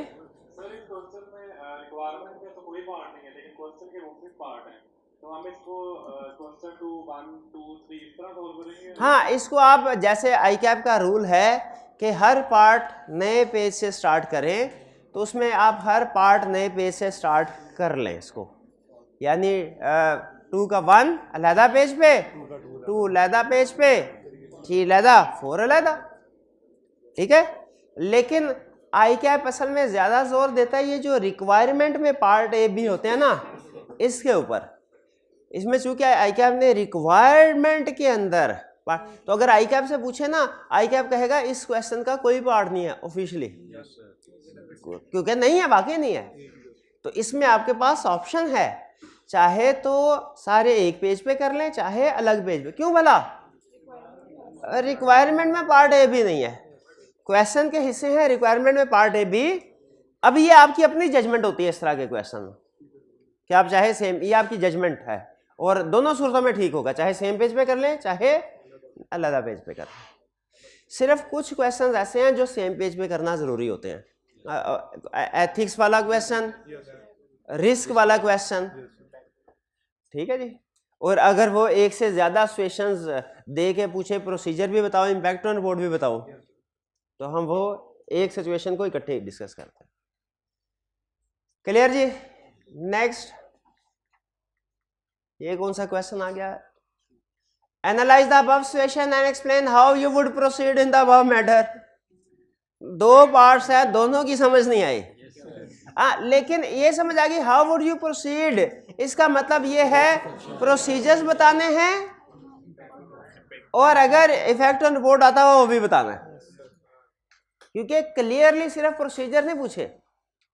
जब वो ऐसा पूछे ना ऑडिटर का कोर्स ऑफ एक्शन क्या होगा, how would you deal with this situation, how would you proceed, तो इससे क्या मुराद होती है, प्रोसीजर और रिवॉर्ड दोनों पर।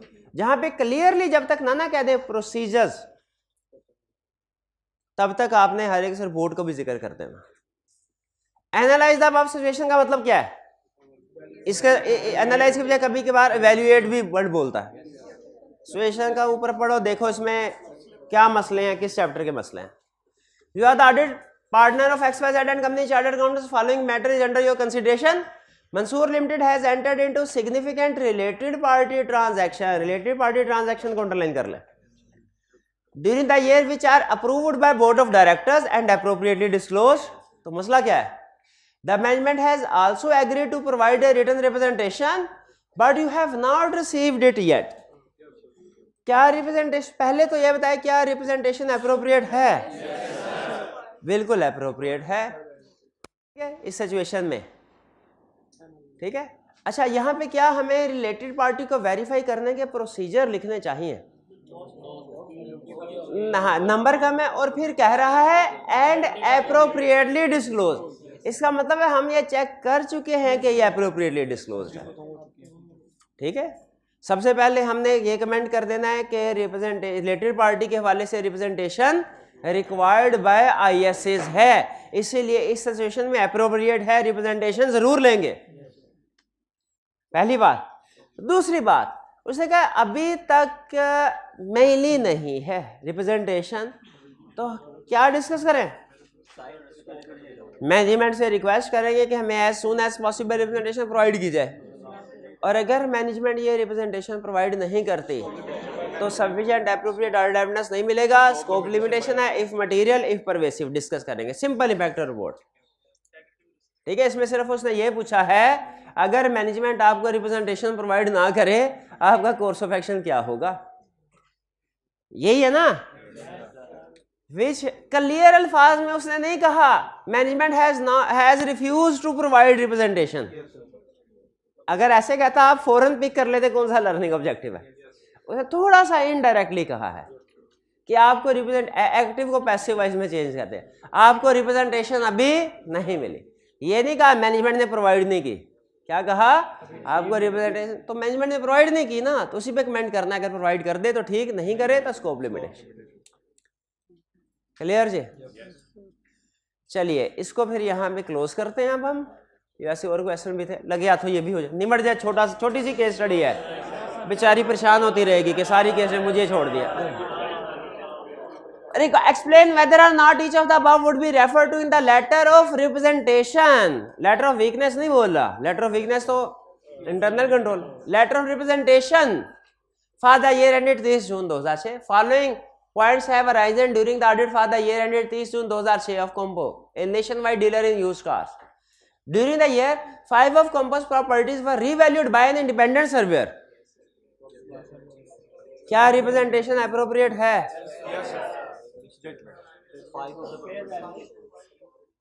जो इसने लिखा है ना 5 ऑफ प्रॉपर्टीज, इससे मुझे लग रहा है सारी रिवैल्यू नहीं करवाई, इससे मुझे लग रहा है सारी। अगर वो 5 ऑफ का वर्ड यूज ना करता, कहता कि ऑल प्रॉपर्टीज वर रिवैल्यूड, हम कहते हैं रिप्रेजेंटेशन अप्रोप्रिएट है। रिवैल्यूएशन में सिग्निफिकेंट जजमेंट्स एस्टिमेट्स इन्वॉल्व होते हैं वैल्यूएशन के हवाले से। यहाँ पे 5 ऑफ से लग रहा है हमें कि टोटल नंबर ज्यादा था कुछ को रिवैल्यू कराया, कुछ को नहीं करवाया, इसलिए क्या हुआ ये misstatement, representation not appropriate. Second, one property was sold during the year to the marketing director, related party transaction, representation appropriate है, बिल्कुल है, related party required by ISS. The directors have refused to make provision against bad debt, miss, representation appropriate है, नहीं है। तो पहला और तीसरा दोनों मिस स्टेटमेंट है, रिप्रेजेंटेशन एप्रोप्रिएट नहीं। सेकंड, रिलेटेड पार्टी ट्रांजैक्शन है, इसमें रिप्रेजेंटेशन एप्रोप्रिएट, और ये ध्यान में रखिएगा, रिवैल्यूएशन पे रिप्रेजेंटेशन एप्रोप्रिएट है अगर सही पॉलिसी अप्लाई की गई है। अगर रिवैल्यूएशन में गड़बड़ है फिर रिप्रेजेंटेशन एप्रोप्रिएट नहीं, फिर मिस स्टेटमेंट है। क्लियर जी? चलिए अब हम, हमारा टॉपिक है, ये तो क्वेश्चन की डिस्कशन थी ना, अब हमारा टॉपिक है चैप्टर 20 के बाद 21, जो कि रिलेट करता है ऑडिट डॉक्यूमेंटेशन से। और इससे आपको खुद ही अंदाजा हो जाएगा कि अब जो आने वाले टॉपिक्स है ना बच्चों वाले, बहरहाल ऑडिट डॉक्यूमेंटेशन के बेसिक, कहता है ऑडिट डॉक्यूमेंटेशन है क्या? ऑडिट डॉक्यूमेंटेशन है, या इसे ऑडिट वर्किंग पेपर्स भी कहते हैं, बल्कि प्रैक्टिस में वर्किंग पेपर ज्यादा मशहूर है। रिटन रिकॉर्ड है किस चीज का? 3 चीजों का, procedure perform, evidence obtained, conclusion. Auditor ने कौन से प्रोसीजर परफॉर्म किए, इनसे क्या एविडेंस मिला, इस एविडेंस की बेस पे वो किस कंक्लूजन पे पहुंचा। कंक्लूजन यही होता है कि ठीक है कि गलत है। इन सब का रिटन रिकॉर्ड क्या कहलाता है? Audit documentation. ऑडिट डॉक्यूमेंटेशन के हवाले से कुछ रूल्स हैं, ठीक है। ये थोड़ा सा अहम चीज है, थोड़ा सा कंपैरेटिवली। ऑडिट डॉक्यूमेंटेशन की ओनरशिप कौन सी है? ये थोड़ा स्ट्रेंज कंसेप्ट। ओनर कौन है डॉक्यूमेंटेशन? क्लाइंट कहता है एंड पे ये वर्किंग पेपर मुझे दे दो। ऑडिटर कहता है क्यों दो? कहता है भाई मेरे से पूछ पूछ के सारे वर्किंग पेपर बनाए हैं तो मेरे हुए ना। क्या नहीं, तेरे साथ एग्रीमेंट हुआ रिपोर्ट देने का, तुझे सिर्फ रिपोर्ट देंगे, बाकी हर चीज हम अपने पास रखेंगे।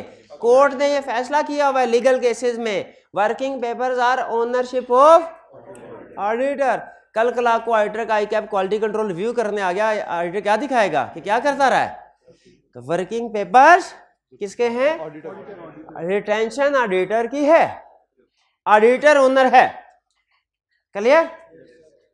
हाँ, ऑडिटर ओनर है तो इसका ये मतलब नहीं है कि ऑडिटर जिसको चाहे गिफ्ट दे दे, जिसको चाहे गिफ्ट दे दे। क्यों? Confidentiality principle. जब तक क्लाइंट की इजाजत नहीं होगी वर्किंग पेपर का एक एक सफा कॉन्फिडेंशियल रखना है। हाँ, अगर क्लाइंट इजाजत दे दे और ऑडिटर चाहे तो फिर किसी को हम वर्किंग पेपर दे सकते हैं, जैसे कमिंग ऑडिटर को। ठीक है, तो ओनर क्लाइंट ऑडिटर है वर्किंग पेपर का, ओनर ऑडिटर। लेकिन इसका यह मतलब नहीं किसी को गिफ्ट देते, इसका यह मतलब भी नहीं कि सर्दी ज्यादा लगे आग जला के उसको हाथ सेकना शुरू कर दिया। इसका यह मतलब डिस्ट्रॉय भी नहीं करेगा, डिस्ट्रॉय भी नहीं करे। ओनर होने नॉर्मली तो रूल ये था, जो चीज हमारी बाइक है जो मर्जी, इसका गर्मी ज्यादा लग रही है जला के हाथ से, हमें क्या इससे गर्मी ज्यादा। हाँ, तो अपनी बाइक जलाएगा तो पागल ही कहेंगे, हैं तो गर्मी ज्यादा लग रही थी बाइक जला दे, हमें कहा चल जलाने थी, सर्दी पे जलाते। तो इस ओनरशिप का ये मतलब नहीं है कि जो मर्जी करे वर्किंग पेपर के साथ, ना ना। ऑडिटर के ऊपर कुछ प्रिंसिपल अप्लाई होते हैं, 2 प्रिंसिपल है, एक confidentiality principle, retention principle. Confidentiality principle क्या कहता है कि ये किसी के साथ शेयर नहीं करने वर्किंग पेपर, कॉन्फिडेंशियल इंफॉर्मेशन है जब तक क्लाइंट की इजाजत ना हो। और रिटेंशन प्रिंसिपल क्या कहता है कि ये संभाल के रखने, वैसे तो ये फर्म के क्वालिटी कंट्रोल पे डिपेंड करता है, कुछ फर्म 10-10 साल तक भी संभाल के रखते, कुछ 7 साल तक संभाल के रखती है, लेकिन कम अज कम 5 साल तक वर्किंग पेपर संभाल के रखने हैं। ठीक है, 5 year from the date of auditors report और group auditors report whichever is later. और ये तो कॉमन सेंस की बात है कि लेटर कौन होगा, ग्रुप ऑडिटर रिपोर्ट। पहले सिंगल फाइनेंशियल स्टेटमेंट बनती है, बाद में कंसोलिडेटेड बनती है ना। कभी ऐसा भी हुआ सिंगल के बगैर कंसोलिडेटेड, तो ऑडिट भी इसी तरह पहले सिंगल का होगा, बाद में कंसोलिडेटेड का होगा। बहरहाल उसने दोनों लिखे, हम भी एग्जाम में दोनों लिखेंगे, विच एवर इज लेटर। भैया समझ आ गया, ओनरशिप किसकी है, लेकिन उसमें कुछ प्रिंसिपल अप्लाई होते हैं, जिम्मेदारियां। पहली जिम्मेदारी क्या, दूसरी क्या, इसका पर्पस क्या है, वर्किंग पेपर्स का क्या करना है, मकसद प्राइमरी पर्पस है। हमारे पास यही तो एविडेंस होता है कि हमने आईएसए के मुताबिक काम किया है, वरना कोई मानेगा ही नहीं। हम लोग समझेंगे घर बैठ के टिकू ऑडिट करते रहे। हम कहेंगे नहीं, वर्किंग पेपर देखो, स्टॉक शीट के वर्किंग पेपर है, ये कंफर्मेशन लेटर के हैं, ठीक है, ये सारे हमने टेस्ट ऑफ कंट्रोल परफॉर्म किए। वर्किंग पेपर इस बात का कि हमने आईएसए को कंप्लाई, और जो ओपिनियन दे रहे हैं उसके बेस है, उसकी बेस है, ठीक है। हमारे एक सीनियर कहा करते थे कि what ever is reported should be supported. तो वो सपोर्टेड कैसे, जो रिपोर्ट कर रहे हैं ओपिनियन है, और जो सपोर्टिंग में आपके पास है वो क्या है, डॉक्यूमेंटेशन। अगर आप क्वालिफाइड ओपिनियन दे रहे हैं फिर भी डॉक्यूमेंटेशन होनी चाहिए, अनमोडिफाइड ओपिनियन दे रहे हैं फिर भी what ever is reported. Purpose ये है भाईजान, प्राइमरी पर्पज ये है, ये तो प्राइमरी पर्पज हो गए। फिर कुछ एडिशनल या सेकेंडरी पर्पज भी है, यानी कुछ एडिशनल फायदे भी हो जाते हैं। वो फायदे क्या हो जाते हैं कि टीम को रिटर्न फॉर्म में आप प्लानिंग एंड परफॉर्मेंस करेंगे ना, टीम को आसानी होगी। रिटर्न फॉर्म में इंस्ट्रक्शन दी जाए आसानी होती है, ज़बानी कलाम में इंस्ट्रक्शन दे समझना मुश्किल होता है, ठीक है। ये जूनियर्स को असिस्ट करते हैं प्लानिंग एंड परफॉर्म, सीनियर को असिस्ट करते हैं डायरेक्शन सुपरविजन रिव्यू में। सीनियर के लिए, जूनियर के लिए रिटर्न फॉर्म में काम करना आसान है, सीनियर के लिए उसे रिव्यू करना आसान है। क्वालिटी कंट्रोल रिव्यू बाद में आई कैप करेगा, क्वालिटी कंट्रोल रिव्यू में साबित करना कि हमने आईएसए को कंप्लाई किया आसान है। अकाउंटेबिलिटी डिटरमिन होती है, अकाउंटेबिलिटी हर वर्किंग पेपर के ऊपर बताया था, जिस बंदे ने प्रिपेयर, कम से कम 2 लोगों के नाम होते हैं। प्रैक्टिस में जाएंगे ना आप, आपको एक सिंगल पेज भी मिलेगा ना जो कि ऑडिट फर्म ने प्रिपेयर किया, उस पर कम से कम 2 लोगों के इनिशियल्स होंगे, एक जिसने प्रिपेयर किया और एक जिसने रिव्यू किया, ठीक है जी। कंटिन्यूइंग सिग्निफिकेंस, अच्छा ये तो स्टैंडर्ड कह रहा है ना, प्रैक्टिस में प्रैक्टिकली बता रहा हूं।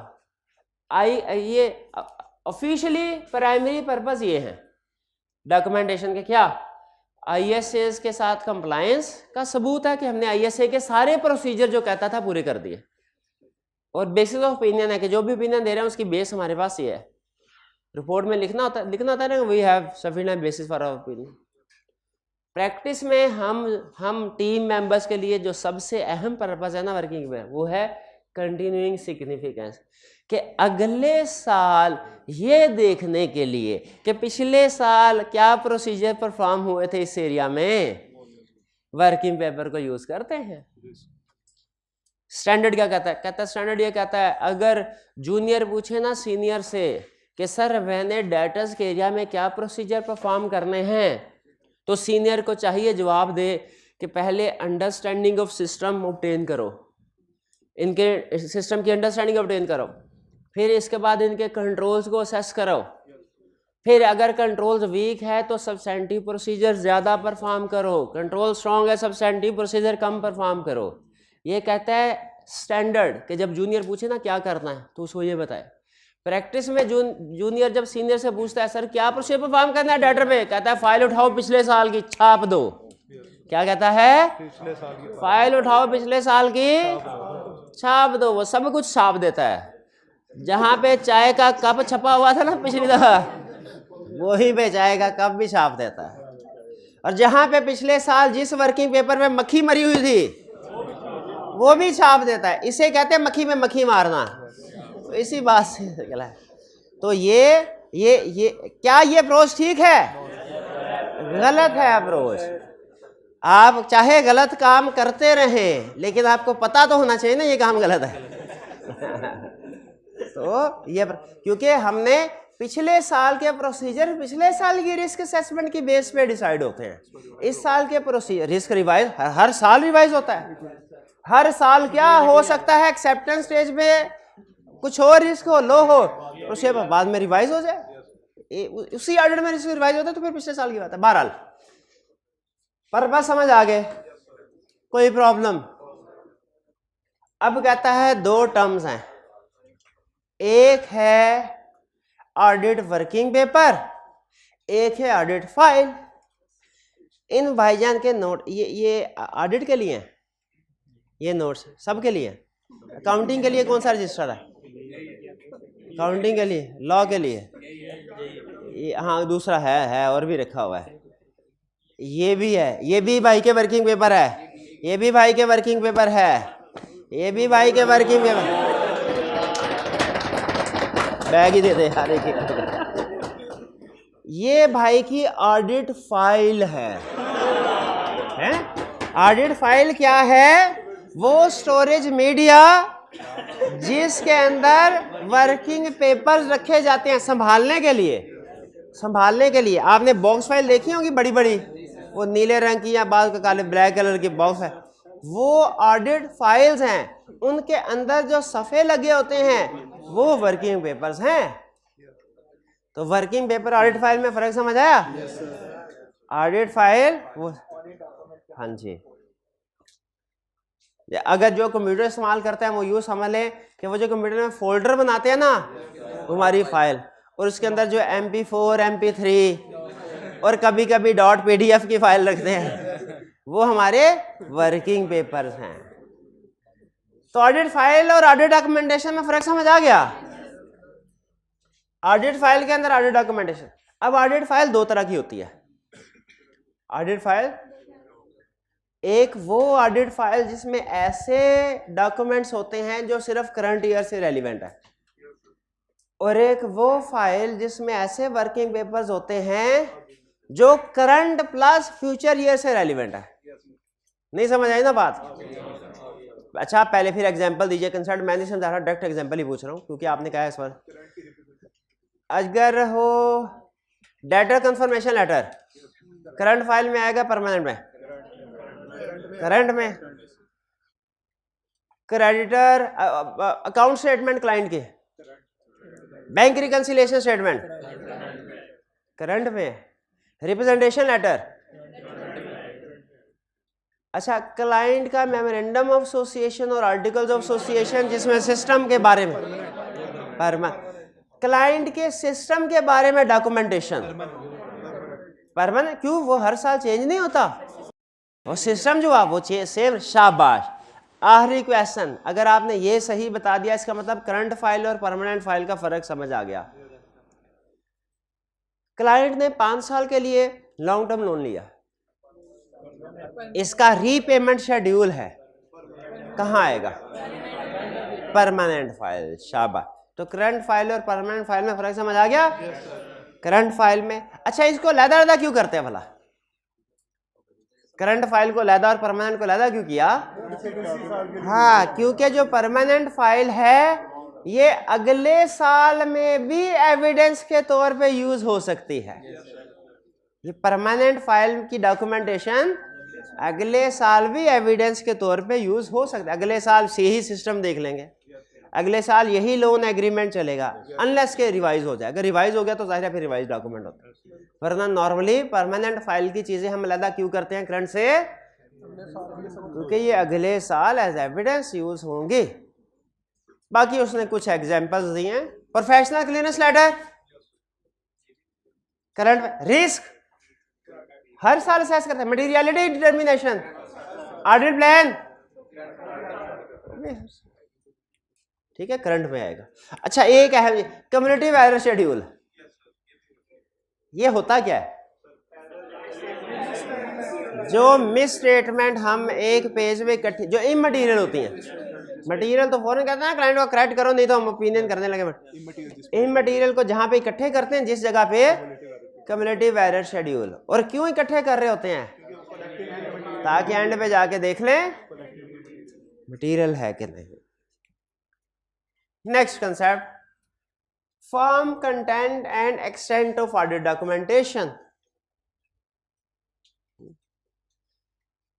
ऑडिट डॉक्यूमेंटेशन की, जैसे किसी स्टूडेंट ने पूछा सर पेपर कैसा होना चाहिए, ऑडिट का पेपर कैसे अटेम्प्ट करना चाहिए, क्या उसमें कैलकुलेशंस करनी है या पैराग्राफ फॉर्म में लिखना है, पैराग्राफ फॉर्म में इंग्लिश लिखनी है या बुलेट फॉर्म में लिख सकते हैं, या कभी कोई डायग्राम भी बनानी पड़ती है। What should be form, content and extent of audit. सवाल कितना लिखना है, 2 पॉइंट्स लिखने हैं कि 6, सिर्फ हेडिंग देनी है कि डिस्क्रिप्शन भी। यह है form, content and extent of documentation. क्या आप जो वर्किंग पेपर बना रहे हैं उसकी शक्लो सूरत कैसी होनी चाहिए। अब कोई स्टूडेंट मेरे से पूछे शक्लो सूरत कैसी होनी चाहिए, मैं कोई हार्ड एंड फास्ट रूल नहीं है, आपने पेपर ऐसे अटेम्प्ट कर। देखिए कभी तो एनालिटिकल प्रोसीजर का क्वेश्चन आ गया तो आपको कैलकुलेशन यूज करना पड़ेगी, रिस्क असेसमेंट वाला, ठीक है। अब ऑडिट रिपोर्ट वाला क्वेश्चन आ गया तो आपको डिस्क्रिप्टिव फॉर्म में लिखना पड़ेगा। अगर वो आपसे कोई एग्जाम्पल्स पूछ लेता है, परमानेंट फाइल की एग्जाम्पल्स, आपको बुलेट फॉर्म में लिखना पड़ेगा, ठीक है। वो तो डिपेंड करता है ना कि क्वेश्चन के ऊपर, कि आपने सिर्फ हेडिंग लिखनी, डिस्क्रिप्शन लिखनी है बुलेट फॉर्म में या तो आपका पेपर डिपेंड करता है क्वेश्चन टू क्वेश्चन। लेकिन जनरल रूल सुन लें, जनरल रूल, आपका पेपर ऐसा होना चाहिए कि दूसरी तरफ जो एक्सपीरियंस ऑडिटर बैठा हुआ है, जिसने आपका ऑडिट का पेपर चेक करना है, उसे पता चल जाए आपने क्या प्रोसीजर परफॉर्म किए, आपने क्या एविडेंस ऑब्टेन किया, किस कंक्लूजन पे पहुंचे, और कोई मसले मसाइल अगर बड़े हों, वो भी कोई बड़ी अहम कैलकुलेशन है उसकी वर्किंग भी शो करवाई हो। उसी तरह हमसे कोई पूछे कि ऑडिट वर्किंग पेपर कैसे होने चाहिए, हम कहे भाई ये तो ऑडिटर की जजमेंट पे डिपेंड करता है, और कुछ डिफरेंट फैक्टर्स हैं। कम्प्लेक्स का एरिया, ज्यादा प्रोसीजर परफॉर्म करो, ठीक है। इजी है, रिस्क कम है, कम प्रोसीजर परफॉर्म करो। एनालिटिकल प्रोसीजर परफॉर्म कर रहे हो तो फिर ऐसे टूल्स यूज करो जिनमें कैलकुलेशंस होते हैं, जैसे एक्सेल वगैरह।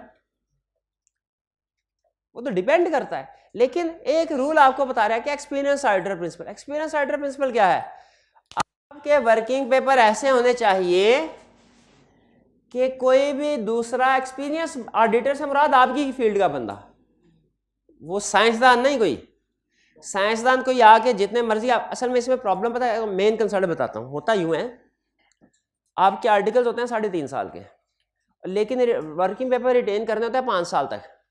तो हो सकता है आपके आर्टिकल्स खत्म हो जाएं, आपने वर्किंग पेपर बनाए थे, फर्म के हवाले करके आप चले जाएं, फर्म की ओनरशिप है ना, उसके बाद क्वालिटी कंट्रोल रिव्यू हो, कोई और मसला हो जिसकी वजह से पता चले कि देखे प्रोसीजर परफॉर्म किया कि नहीं, तो बताइए क्या फर्म को आपको बुलाना चाहिए आपकी करंट जॉब से, आगे बताओ क्या कर गए हो। क्या आपके वर्किंग पेपर सेल्फ एक्सप्लेनेटरी होने चाहिए। प्रैक्टिस में ये वर्ड सेल्फ एक्सप्लेनेटरी सारी रिक्वायरमेंट को कवर करता है, जो कुछ बता रहा है एक लफ्ज में सारे कंसेप्ट आ जाते हैं। क्या वर्किंग पेपर कैसे होने, सेल्फ एक्सप्लेनेटरी, खुद से बता दें, उसको देखे कोई भी हमारी फील्ड का बंदा होना चाहिए, आपका वर्किंग पेपर देख के बता दे कि क्या काम किया है, क्या प्रोसीजर परफॉर्म किए, क्या एविडेंस ऑब्टेन किया, किस कंक्लूजन पे पहुंचे, बड़ा मसले मसाइल क्या आए थे प्रोसीजर परफॉर्म करने के दौरान। यह है एक्सपीरियंस ऑडिटर प्रिंसिपल, और ये इस वजह से बनाया गया है ताकि जब आपके आर्टिकल्स खत्म हो जाएं, आपके वर्किंग पेपर को बाद में चेक करने की नौबत आए तो आपको ना बुलाना पड़े। क्लियर। जो भी एक्सपीरियंस ऑडिटर है आपके वर्क, जो आपकी टीम का हिस्सा नहीं है, ये उसने लिखा हुआ है एक्सपीरियंस ऑडिटर कौन सा, क्यों भला, क्योंकि टीम का हिस्सा हो, आधी बातें तो उसे पैसे पता होंगी। आपके नोट्स कैसे होने चाहिए, ऐसे कि जो स्टूडेंट क्लास में नहीं है वो आपके वर्किंग पेपर देखे और उसे पता चल जाए कौन सा कंसेप्ट समझाया, क्या एग्जांपल दी है, क्या कैलकुलेशन थी। यही रूल है ना, इधर भी यही रूल है। लेकिन वो बच्चा, उस बच्चे को बेंचमार्क नहीं बनाया जो क्लास में मौजूद है, उसको तो पहले ही आधे कंसेप्ट बताओगे। किसको, जो क्लास में मौजूद नहीं लेकिन है ऑडिट का स्टूडेंट, ठीक है ऑडिट का स्टूडेंट। ये प्रिंसिपल समझ आया। फिर उसने कुछ फैक्टर्स बताए कि किन फैक्टर्स को सामने रखते हैं। रिस्क ज्यादा, अच्छा, इसने 3 अल्फाज यूज किया, form, content and extent.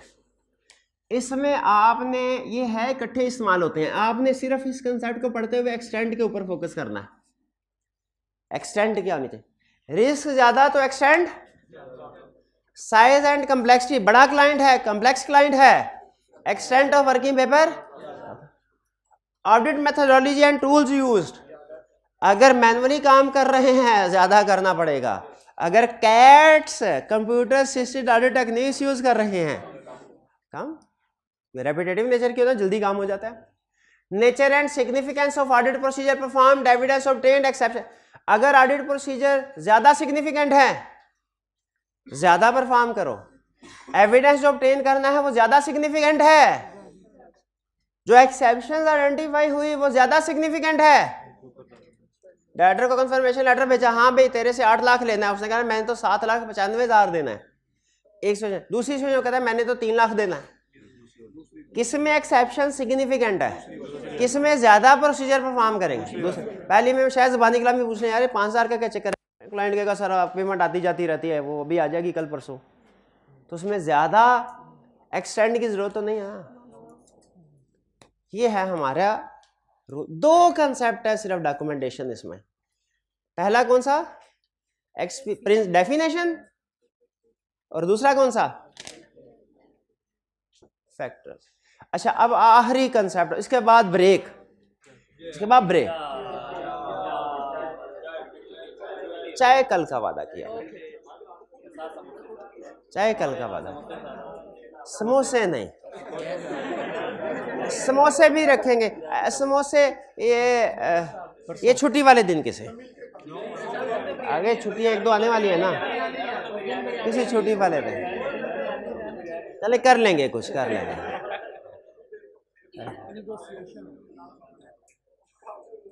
Concept क्या है? अच्छा, ये प्रैक्टिकल कंसेप्ट, प्रैक्टिकल बहुत अच्छा कहता है दुनिया के हर फर्म के किसी भी क्लाइंट का कोई भी वर्किंग पेपर देख ले, आपको कुछ इंफॉर्मेशन ऐसी है जो हर वर्किंग पेपर में मिलेगी। गैस करें क्या क्या? नेम किसका? फर्म का नाम के क्लाइंट का नाम के दोनों का?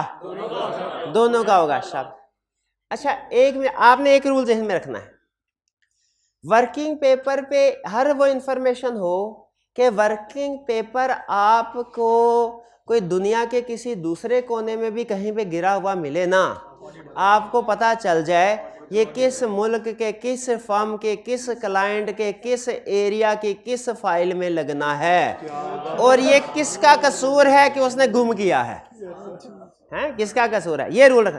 तो बताइए वर्किंग पेपर में क्या क्या इंफॉर्मेशन होगी? Name of firm, name of client, जो एरिया कर रहे हैं वेरीफाई, जो असर्शन वेरीफाई कर रहे हैं वो लिखे होंगे, जिस बंदे ने प्रिपेयर किया उसके इनिशियल, जिसने रिव्यू किया उसके, कब प्रिपेयर किया वो डेट, कब रिव्यू किया वो डेट। अच्छा जरा सोच के बताइए, जिस एरिया की जो असर्शन वेरीफाई कर रहे हैं, एरिया और असर्शन वो वर्किंग पेपर पे आएगी, उस एरिया और असर्शन के लिए जो प्रोसीजर परफॉर्म कर रहे हैं वो भी आएगा कि नहीं? वो भी होगा, वो भी होगा। अच्छा, उसमें अगर आपने सैम्पलिंग के जरिए काम किया है तो उसमें जो सैंपल सेलेक्ट किया है वो सैंपल आएगा, इनवाइस नंबर ये, इनवाइस नंबर ये, सैंपल, ताकि आप बता सके कि हमने 100 आइटम्स थी, उनमें से 15 का आइटम सेलेक्ट किया। सिर्फ ये लिख दे 15 आइटम सेलेक्ट की कि उनके नंबर भी लिखे, ताकि बाद में चेंज ना कर दें। और ये भी बताना चाहिए कि कैसे सिलेक्शन की, कि बस ये लिख दे सैंपल सेलेक्ट किया, बताना चाहिए कैसे सिलेक्शन की, बेसिस ऑफ सिलेक्शन। और कोई मिस स्टेटमेंट सामने आई वो भी बता दें, और अगर नहीं सामने आई तो वो भी बता दें, सब कुछ बता दें, यह कंसेप्ट खत्म है। अच्छा, ये सारा रिप्रोडक्शन वाला, थोड़ी सी केस स्टडी, हल्की, बहुत हल्की आंच वाली केस स्टडी, वो चेक कर सकता है इसमें से, वो चेक कर सकता है इसमें से, ये और ये, ये ठीक है। बाकी ना आज के लेक्चर में आपने बाकी सारे क्वेश्चन करने हैं, खास तौर पे जो क्वेश्चन करना है ना, एक है बड़ा अच्छा क्वेश्चन है, क्वेश्चन 3 ये और ये तो वही है जो हमने एग्जाम्ड थी। क्वेश्चन 3 में तो वही है जो हमें अकाउंटिंग में एग्जाम्ड थी। क्या बोला? बैंक सारे ढूंढते रहे पूरा सेशन, मिली तो कहाँ आके मिली। बैंक रिकंसिलिएशन ऐसी होती है, बैंक रिकंसिलिएशन स्टेटमेंट। हम ऐसे अकाउंटिंग वालों की मिन्नतें करता है। ये है। अच्छा अब पढ़ ली, सारे सेशन में नहीं पढ़ी थी, अब सवाल आया था कहते पढ़ी हुई है, कोई नहीं पढ़ी हुई आपने। चले अब ऐसा करते हैं 5 मिनट की करते हैं ब्रेक। ये हमारा लेक्चर 95A हो गया कंप्लीट। 95B बिल्कुल छोटा, यकीन कीजिए सारे कंसेप्ट पढ़े हैं, आपको सिर्फ ये बताना है क्या मटेरियल उसमें एक कंसेप्ट सिर्फ नया होगा, एक लिमिटेशंस ऑफ ऑडिट तो आपने पढ़ी होंगी, और ये भी पढ़ा होगा कि नहीं अभी नहीं, अगले लेक्चर में। ये अभी चले आज का